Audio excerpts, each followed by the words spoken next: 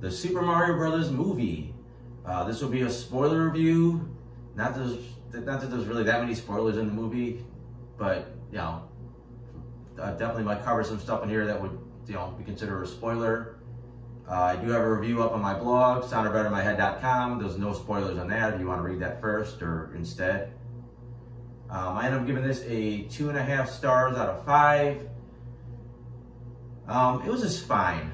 You know, look, I enjoy the Mario games. You know, I played all the main games. I haven't gotten to like the Paper Mario and some of the side games, but you know, Mario Galaxy and Odyssey and Super Mario World, all that stuff, you know, I played pretty thoroughly. So I would consider myself a fan of the series. I think this movie, if you're a fan of the games, if you play pretty much any of the Mario games, you're going to see something in here that you're going to recognize and have some fun with. You know, it's definitely catered to Mario Brothers fans, which there's a lot of them. If you're a young kid, I think you're going to enjoy it. I think there's a lot of fun, you know, visuals and, you know, gags and stuff, characters. If you're just a regular adult and you don't care about the Mario Brothers games, I don't think you're going to really enjoy this. I don't think there's enough substance there. I think it's a little flat compared to, you know, better made cartoons. I think the characters don't really have that strong of arcs. Yeah, I think they breeze through some of the character relationships, which, like I said, a lot of cartoons have done better. I think actually there's almost too many Easter eggs. Not just, even as a fan, I think there's too many. I think there's a lot of stuff they could have saved for later. You know, because they're doing like bits and pieces from every game. The pretty significant segment that's Super Mario Kart, which again, I think that could have been a whole separate movie right there. But you already blew Mario Kart, Donkey Kong. You've done the hints of, you know, Yoshi Island. I mean, almost too much in the first movie. And I think if you're just a casual viewer, it might, some of it I think is too much. I think you're gonna be a little overwhelmed, wondering, is this important to the story? Is this important to what's going on? And it's not. It's just an Easter egg. Plot-wise, the Mario games have never had strong plots. And a lot of it's a rough remix of the same concept. You know, basically Bowser attacks and Mario's got to like save the day. And that's essentially what this movie still is. And as the games have gone on, you know, the plots have gotten a little bit more elaborate. You know, they've added some details, they've taken away some details, but so the movie wouldn't be out of place as a next generation system. You know, really good graphics and, you know, similar story, we're just fleshed out. I don't know if any of the games or anything's ever gotten much into Mario's backstory. I'm sure they have. It's probably something I haven't really played. I think this movie gives Mario a semi-definitive backstory, and Luigi. You know, you see, you know, how they came up with their character of Mario and Luigi, and how they end up in the Mushroom Kingdom in the first place.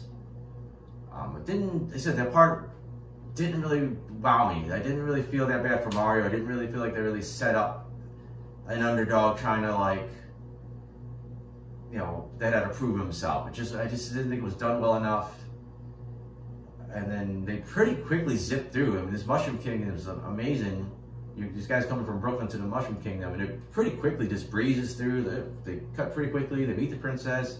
She gives them like some tests, and then they're on their way. Just, I don't know. I would like to see more of Mario reacting to like this, how crazy this world was as an outsider. And just a little bit more interplay with him and Peach before they get, you know, as they do their mission. Luigi ends up being the one that has to get rescued this time. I don't know. His stuff wasn't that exciting. It's like he just pretty much ran from some bad guys and got caught. Just didn't feel like they could add a little bit more to his story. I think because normally in the modern films, like if the princess would have got captured, like she would have been like almost like a Mary Sue, and she wouldn't have escaped, but she would have just, you know, almost got the upper hand on the bad guys a few times, where Luigi was just like, just never, you know, had a chance. The concept of Bowser wanting to marry Princess Peach has been around before. I know, if nothing else, it was in Super Mario Odyssey. They didn't really feel like they gave a real reason why he wanted to marry her. If you would have said, okay, it's to unite the kingdoms, or he knew her since he was younger and always had a crush on her. They really didn't go into it very much. Not that the game did either, but when you're doing a movie, you really got to kind of add these details. So I thought that was flat. Just the whole, he had this superpower star and he never did anything with it. Like, this thing could have made him invincible and he just held, just sat there. And like I said, you got to the end and Mario's supposed to have this big hero moment and just really didn't feel like he earned anything. He's just like, oh, now I'm gonna go fight because I saw my commercial again. And that's the plot.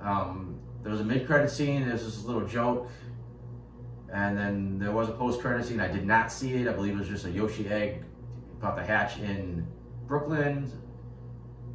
I think that would have been more meaningful, in my opinion, if you didn't show Yoshi Island, because it's like, now you already got a tease of it. And like, it would have been more fun if you didn't get to see the Yoshis, and it's like, oh, now they're coming. As far as the characters, voice acting, they were fine.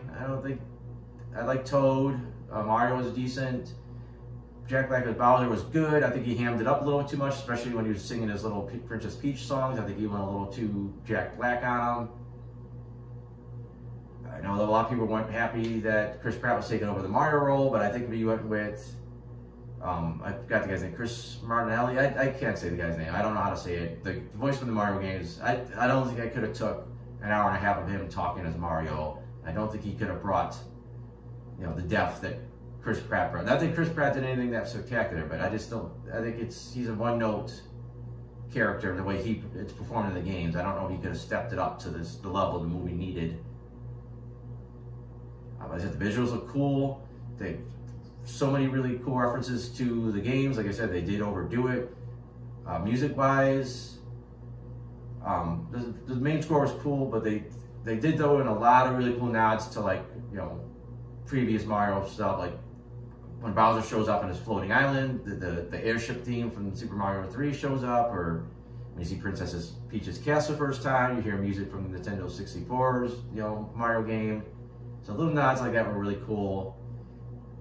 I didn't realize it until someone else mentioned it. I thought the real world song choices were a little weird, like just kind of throwing in a-ha's Take On Me for kind of no reason. I feel like they didn't fit in that movie. Maybe when they were in Brooklyn, you could have put that stuff in, but in the Mushroom Kingdom, it was kind of weird. It just didn't feel like it fit.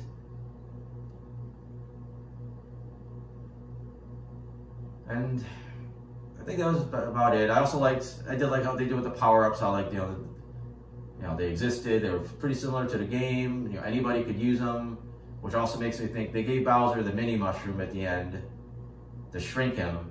But theoretically, all he has to do is get hurt, and it should wear off, and it'll be back to normal. So I don't know. That's just a little nitpick, I guess. I mean, it's not like he's going to be stuck small forever. So he's a pretty major character in the franchise. But yeah, like I said, it was a fine movie. Nintendo fans and young kids, I think, will have a good time with it. Other people might not. It's about an hour and a half, so it's pretty quick.